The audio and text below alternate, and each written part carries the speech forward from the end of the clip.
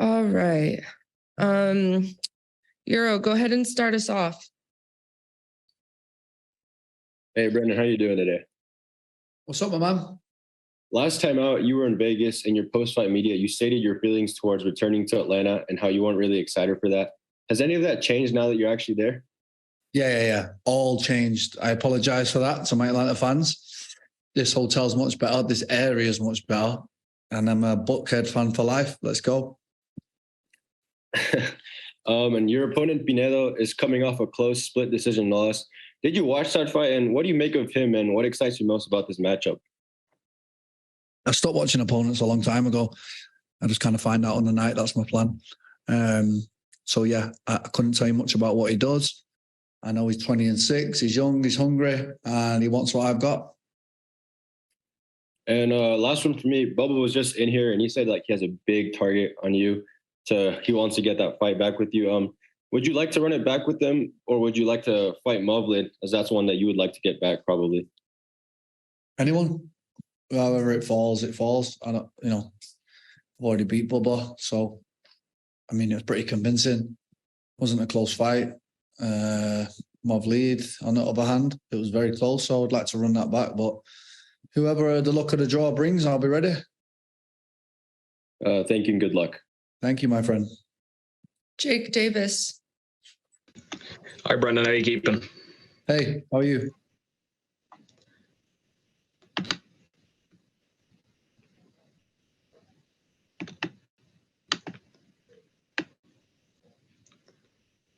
Hello. So I think, sorry, okay. Just the first thing I want to ask you is, after becoming PFL's $1 million man at featherweight, what has changed in your preparation, your motivation, your confidence? Has becoming champion affected the lead up to your fights now? Yeah, it's changed a lot. It's made me very confident. It's reaffirmed what I always knew, is that I was capable of becoming a champion. Now I am a champion. Now I'm the defending champion. There's a different energy about me, a different aura, and I'm excited to defend it.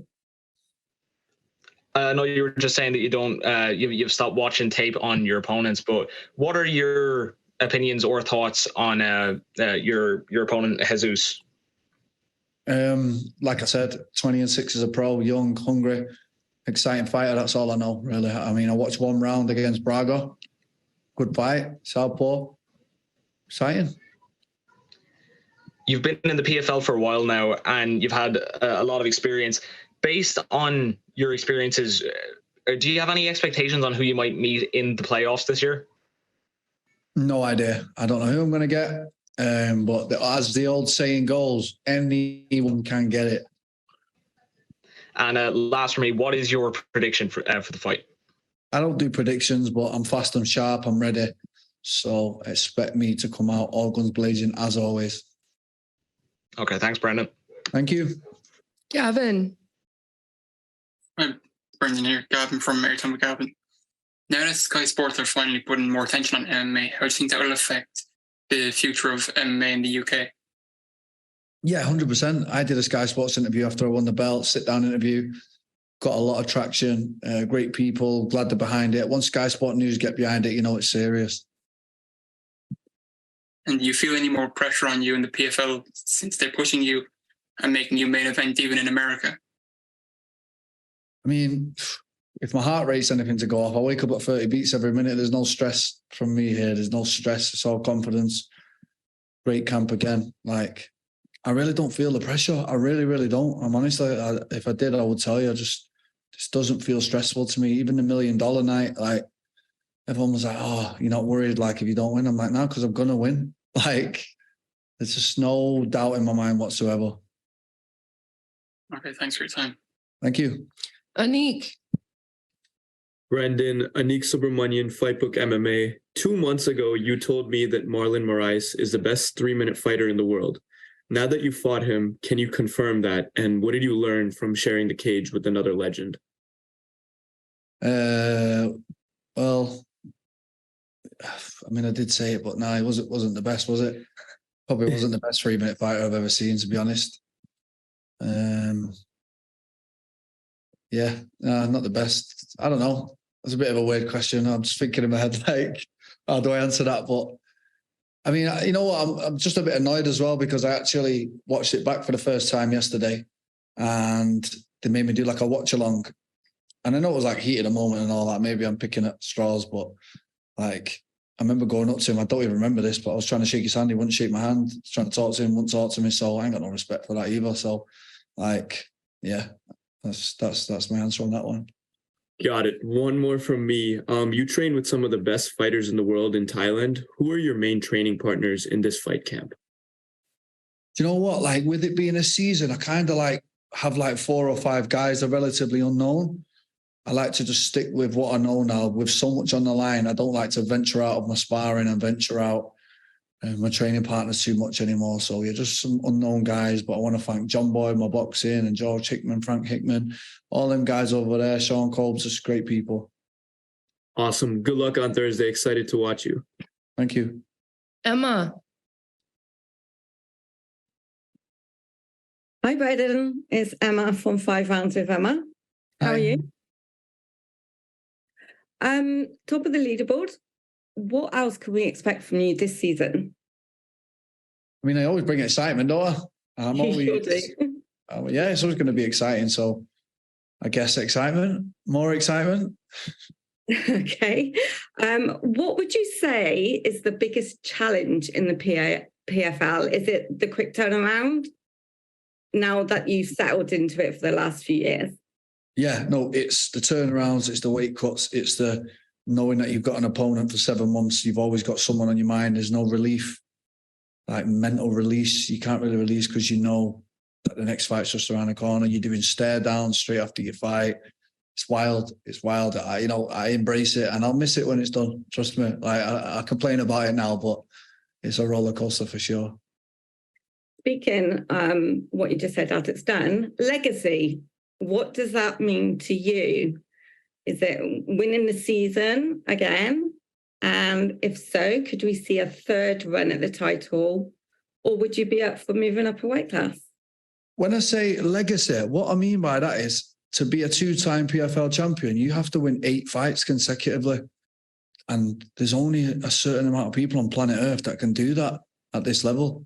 So to get 2 belts would mean that you've gone through that ringer twice and come through the other end. And I think that's going to be, as PFL grows, people are going to learn how hard it is to actually do, and it'll make it the most respected belt in combat sports. Sure. So do you think we could see a 3rd season with that? Well, I said I wasn't doing this one and I'm sat here, so who knows? I know, it's just made you more hungrier, hasn't it? Yeah, I don't know why. I don't know why I'm still hungry for it. I really don't, but it really has. It's took over my brain, my life. This is all I do. It is. Would you move up a weight class to get like... Why not? Why not?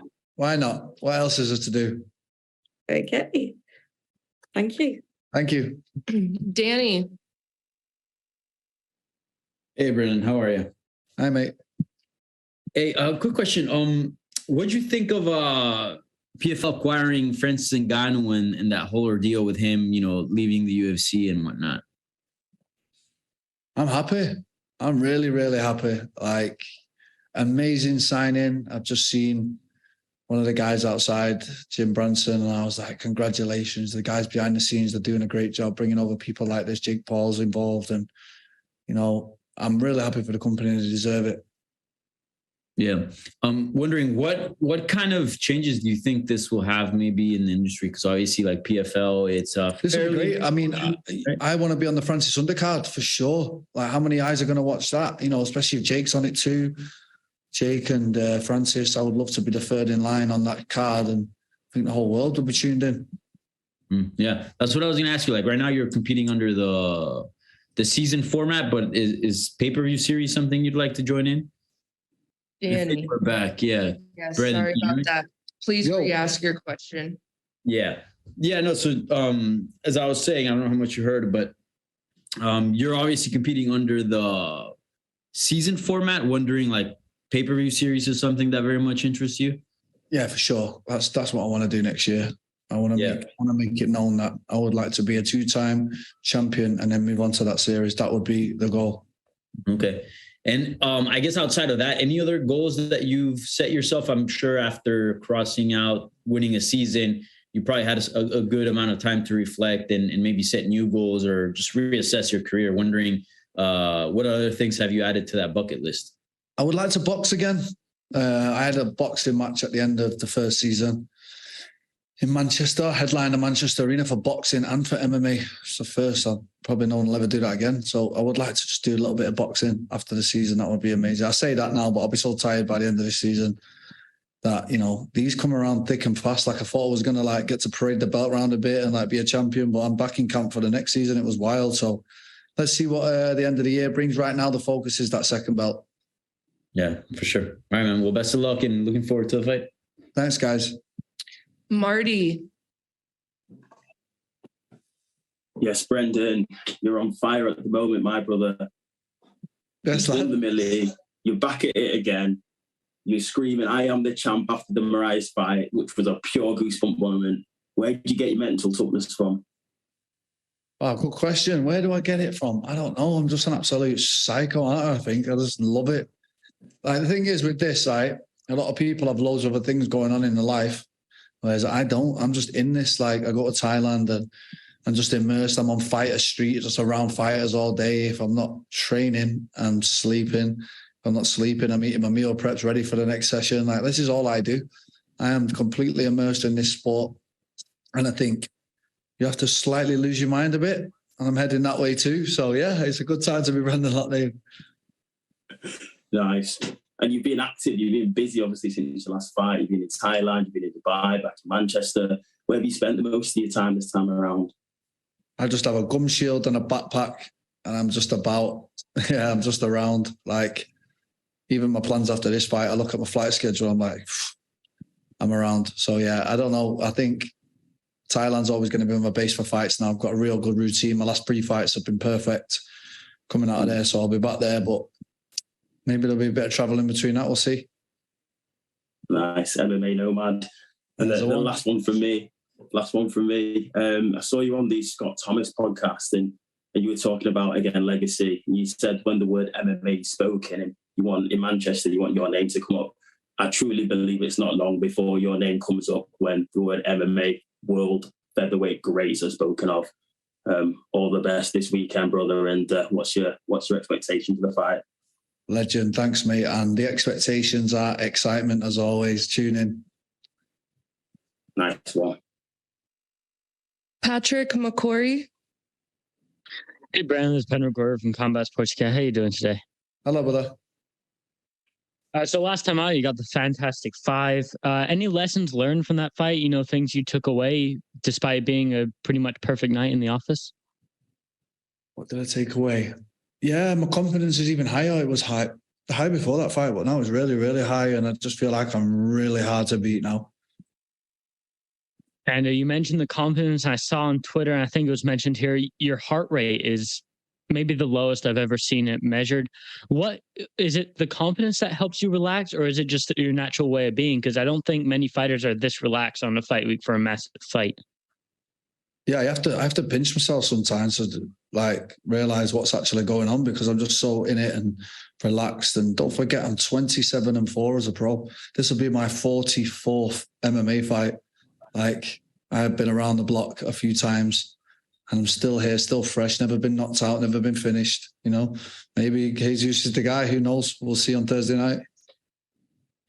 And for the Jesus fight, where do you see your advantages in this matchup? You mentioned not watching a lot of film, but have your coaches kind of shown you anything or, you know, told you where your advantages may lie?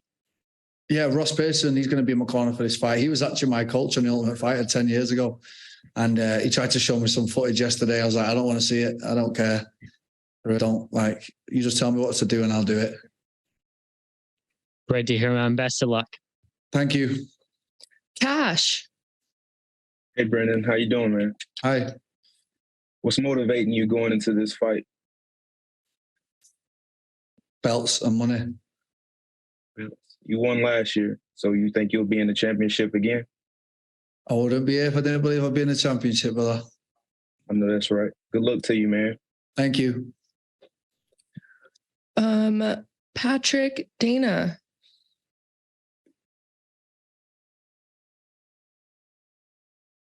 Patrick, are you there? Hey, Brendan, how we doing? Hey, So your leg kicks have been on point as of late, with those being a massive factor in your last 2 wins. What made you start to develop the leg kick as one of your main weapons as your career progressed? leg kicks have always been a strong weapon of mine, even back in the day, maybe 5 years ago when I fought Pat Healy. He had a suspected broken femur, like the big bit of your leg from low kicks. Marlon couldn't take him. Marlon's a seasoned veteran. Bubba Jenkins, Chris Wade, none of them could take him. So on Thursday night, I'm going to use them.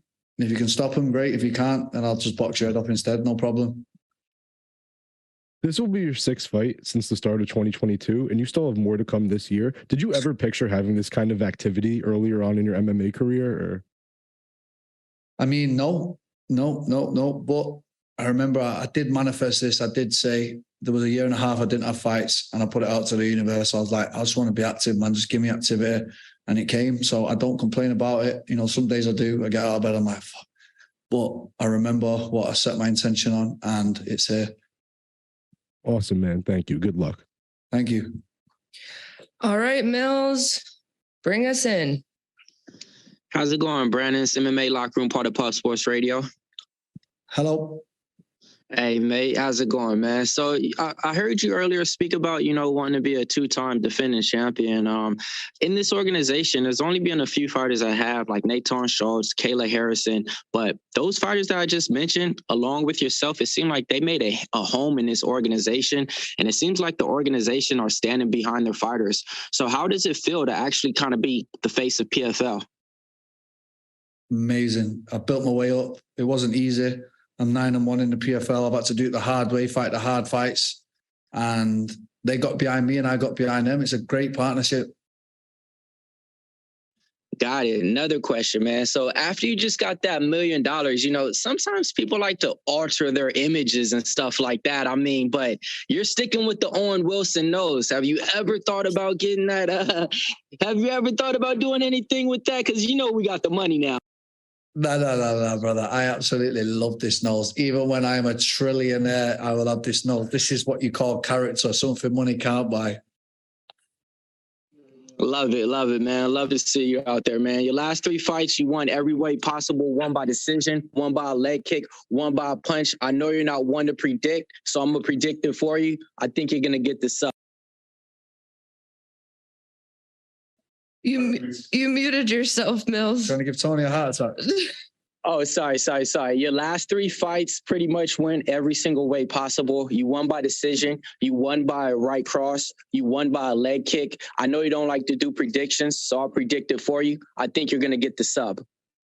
Oh, wow. Who knows? Well, let's go. All right. Good luck, man. Can't wait for you to headline this Thursday. Let's go. All right, guys. That's the end of Media Day. Easy. Thank you. Thank you very much. B. Appreciate you. Next door now, yeah? Yep, next door.